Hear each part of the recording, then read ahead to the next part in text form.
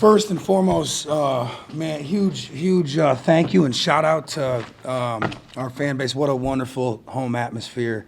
Great crowd. And it always starts with our student section led by SoFlo Rodeo. They do a phenomenal job. But this crowd, it was good. If you don't think it made a difference, you're crazy. It did. Got loud in here down the stretch when they were in tight spots. And it's a really, truly is a special place. It's one of the reasons why I chose to come here because, man, we've got a great foundation. It was built by Coach Amir, and we're building on that, and it's special. And I think Coach Amir showed what this place is capable of, and we're just continuing to try to honor him in everything we do every day and build on that. And we're starting to see that. It was really special today. So thank you to everybody that came. And but really proud of our guys. We got a lot of basketball ahead of us. It's always fun to win. It's great. I want our guys to enjoy this. We just beat a really good team, and we beat them twice. That's a good basketball team. No doubts about it. It's another quad one win for us, I believe, as of yesterday it was at least. And Coach Conkle does a phenomenal job. He's got a great roster. They're really good offensively. They shoot the heck out of it. They really spread the floor and make you guard defensively. I thought our guys did a phenomenal job executing on both ends. I want to also make sure I show the proper respect to my staff. I've got the best assistants in the country. I mean, I mean that. That's not just coach talk. I mean, I've got the best staff in the country. They've worked their butt off the past week preparing to win this basketball game. We all have got young kids. We've got a young staff, and they spend a lot of time away from their wives and kids preparing to win these basketball games. And it's great to when it comes to fruition. But pleased with everybody. Our effort was great. I thought our intensity on both ends. I thought the way we started both halves was phenomenal. Start the game, I think, 13-1 or 12-1, whatever it was, and then we came out and started the second half great.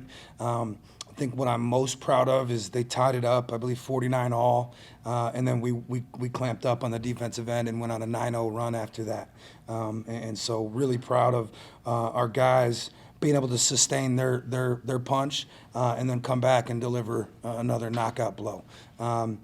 We didn't do a great job on the glass tonight, but I'll tell you, it's something that we've got to get better at is when you play a team a second time, we dominated them on the glass at their place, right? So they're going to spend a lot of time, talking about that, and they were sending 2 or 3 bodies to Isaiah Nelson and Damian Collins, and in the first half, we didn't do a great job of helping those guys out on the glass. Second half, we did a much better job on the glass.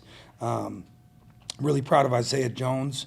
I told you we tallied blue-collar points. Isaiah won the blue-collar tonight again with 23 and a half. I think we should probably deduct 5 for me having to chase him out to the free throw line to get him in the huddle, but we'll have that conversation later. But Isaiah Jones had 16 blue-collar points, and he played 16 minutes. That's a blue-collar point per minute, and that's big time. We don't win the game without that effort. Devin Hade was phenomenal, 2 big steals. These 2 guys right here combined for 14 assists and 0 turnovers. That's elite. That is elite guard play. And we've got the best backcourt in this conference and one of the best in the country, and they showed that today. So really proud of our effort. Credit goes to these guys, man. They were dialed in. For both players, seated first, you lead wire to wire. Is this a statement game just saying, hey, we belong at the top of the American? For sure. But, we hold ourselves to a standard, and that was the standard to win a game, be number 1, and just keep putting in work. Yeah, I think it was the same, man. I think also, leading for 40 minutes, that's completing a game. We led the whole time, so it shows that we can finish a game from start to finish.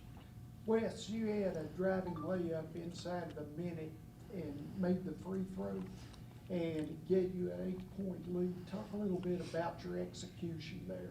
Yeah, I just seen the big up on me, and I knew I could go by. And we've been working on it extra time. Coach will tell you, finishing at the rim. So just doing that every day in practice, and correlates to the game. Yeah, question for both of y'all. Y'all are one of the fastest teams in the country in terms of pace, possessions per game, top 10 scoring offense also. How much of your scoring comes from pushing the ball from both of y'all, and how comfortable are you guys in this offense? Yeah, I think it comes from a lot, like Coach T and Coach Hodge always preach, get the ball out, push it. So we're very comfortable playing at that speed and helps us out a lot.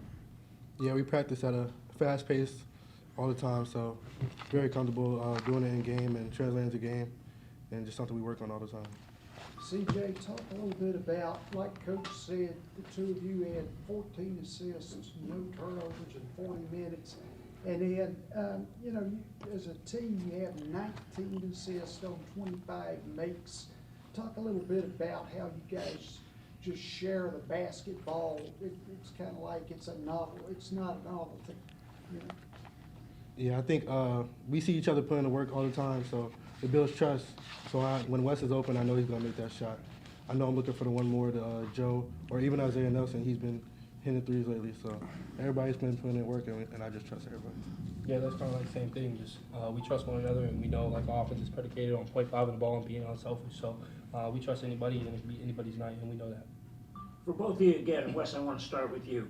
Let's go back to the first half. Nelson blocks a shot, runs the floor.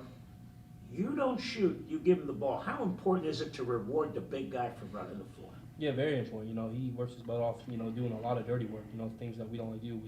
Sometimes he's making up for me getting blown by blocking a shot or, clearing out the rebound. And, maybe I miss a box out, but it don't matter because Zay's coming in and flying and getting the rebound. So rewarding him, running the floor hard, is very, very important. Yeah, I go exactly with him. He cleans up our dirty work all the time. Our mistakes, he's there to fix them. So when he's running as hard as he can, you got to reward him. Anything else for players? Yes. All right, thank you guys. Congrats, guys. Appreciate you guys. Get your butts in there to the weight room. Don't be skipping the weight room.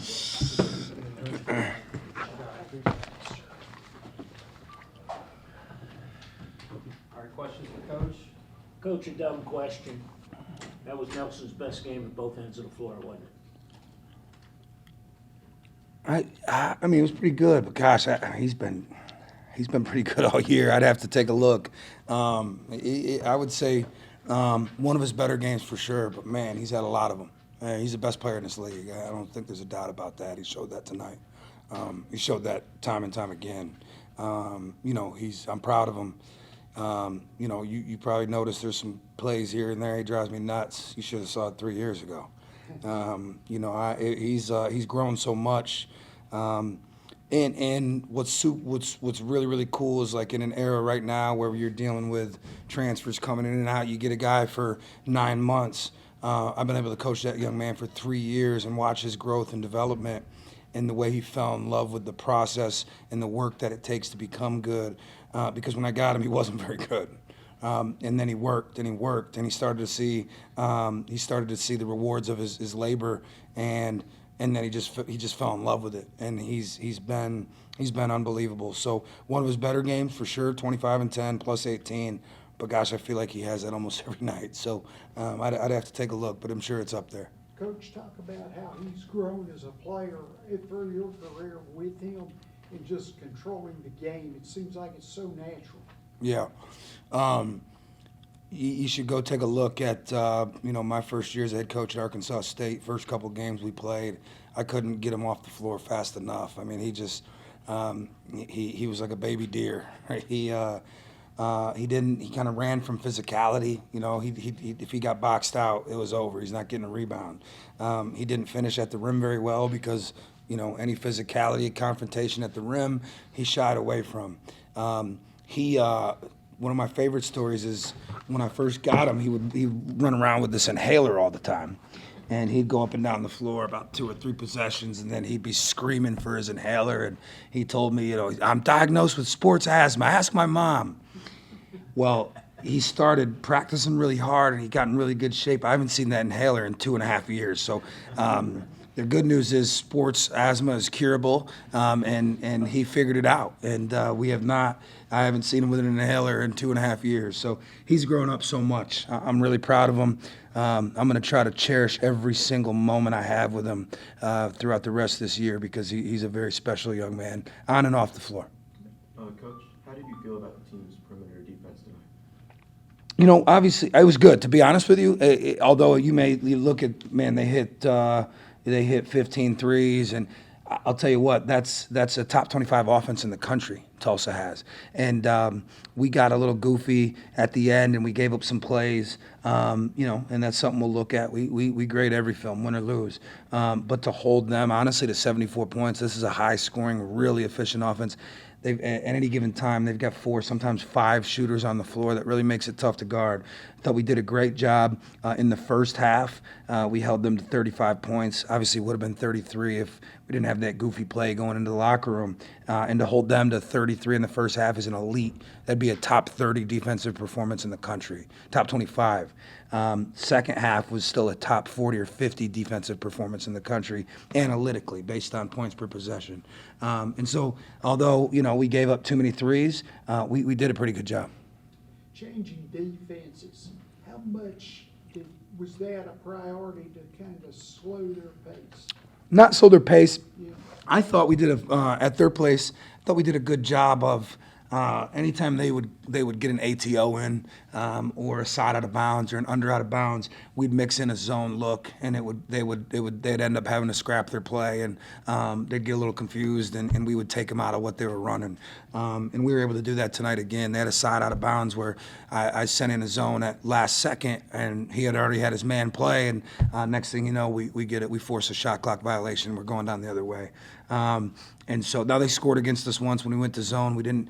Wes Enos fell asleep on the backside, gave up a 3. But I think out of the 5, 6 zone possessions we played, I think they scored once. So it's great to have it as a changeup. That's not our base by any means, but definitely being able to keep the opponent and the opposing coaches on their toes is always great. Coach, you talk about your assistants. You're getting some great looks on out-of-bounds plays. Somebody's doing a lot of film work on it, aren't they? Everybody up there. I hire workers. I hire people that are in love with the process, in love with the game. You probably notice we do things probably more like a football staff as opposed to a basketball staff. So we split offense, defense. We have Coach T. Butters is on the offense with Coach Jamie Quarles, Max Wittenberg, Derek Ronstadt runs our defense. With Coach Logan Ingram and Tobin Anderson, and then they've all got some support staff under them. And the main reason for that is those guys get to just focus on that side of the ball, right? It's big. We're one of the best ATO teams offensively in the country, and our offensive staff, top to bottom, starting with Coach T. Butters, does a phenomenal job of it. I mean, T's one of the sharpest minds in the game, and he dials them up. And it's a credit to all of them, but I mean, the hours of film he's watching and that staff's watching on both sides of the ball on a daily basis. If I told you, you wouldn't believe me, and I'm not saying that to blow smoke. Coaches watch film; that's what they do. I think I've got one of the hardest working staffs in the country. First As place. this season has moved along and the team has grown together, what's the personality that has developed in that room? Selfless. I mean, we have a very, very unselfish basketball team. When I was at Alabama, we have a great softball. We had a great softball coach there at Alabama. We have a great softball coach here. I've been around 2 really good softball programs. And Coach Pat Murphy at Alabama talked a lot about the word mudita. And I'm sure nobody in here has probably heard that word. I had never heard of it going in. But mudita essentially is finding joy in the success of others, right? Celebrating others' success. I think our guys genuinely do that. Like they really, I think they get more fired up about their teammates' success than their own personal success. That usually leads to good things in a team sport. Just an extremely selfless group. We have a player-led program. Ultimately, that's what you want as a coach, and it's displayed on the floor. I mean, you got 19 assists, 7 turnovers. That's pretty selfless basketball. Anything else? Yeah. Coach, first 38 minutes belong to the big guys. The last 2 belong to the guards, doesn't it? Is that thing running or not? There's a lot of beeping going on there. I have a happy finger. All right. Say the question again. You get me with the beeps. What's the question? First 38 minutes belong to the big guys. Last 2 belong to the guards, doesn't it? In what sense? You gotta give them the ball, they gotta protect it, and you guys did a great job of doing that at the end. Yeah. Yes, yeah, but we also, our bigs pulled down some massive rebounds down the stretch. But yeah, I think, it's all five of them, to be honest with you, because we've got to execute defensively. You got a team like that, man, they're never out of the game until that final buzzer. And all five that were out there were a great connected unit. Yeah, Coach, I talked about your pace with the two players up there. How important is the pace for your team's offensive identity, and how closely does this team's offense reflect the style that you envisioned when you were building the roster and took over this job? Yeah, I just had Ken Palm pulled up here. Let me give you the number. We are the 18th fastest team in college basketball, and that's where we want to be. We want to be in the top 25, but you also want to do that at an efficient rate, right? So there's a lot of teams that play fast and lose fast, right? We want to play fast and be efficient. I'll tell you what, it's really hard to guard. We catch teams, I mean, they prepare for it. They're doing transition defense drills all week. You can't prepare for what we do because we've been doing it since the spring, since last spring. And so you can't just on a 4-day prepare for the way we're going to play. It's tough for opposing defenses. If you notice early on in the year, it took our guys a while to get used to it. It's not easy for C.J. Brown and Wes Enos, and none of them have ever played at this pace before. The only guys that had were Joe Pinion and Isaiah Nelson. But we do it in a very efficient rate. We've got a top 65 offense in the country, and that's with playing one of the toughest non-conference schedules in all of college basketball, and we have the toughest conference schedule in the American. We've been very efficient. We make great decisions. We take layups, threes, and free throws. I'm really proud of our guys. Probably the fastest group I've ever had adjust to the pace at which we want to play, but also the efficiency and the shot geography that we want to have. So they're doing a really good job. Speaking of Joe Pinion, he struggled in the first half, couldn't find his shot, hit some big shots for you in the second half. Talk about how he just shakes it off. Man, he's an elite shooter, and elite shooters miss shots, right? I remind these guys all the time, like Steph Curry misses shots, right? I mean, Klay Thompson missed shots. You can go down to Michael Jordan missed shots. You go down the list, right? And the important thing for me is that you don't turn down the next clean look. That's when we have a problem. Continue to shoot the ball as long as they're good shots, and that's what Joe does. That's what Wes does. I'm going to sub them out if they turn down a good look because that's what they're out there for.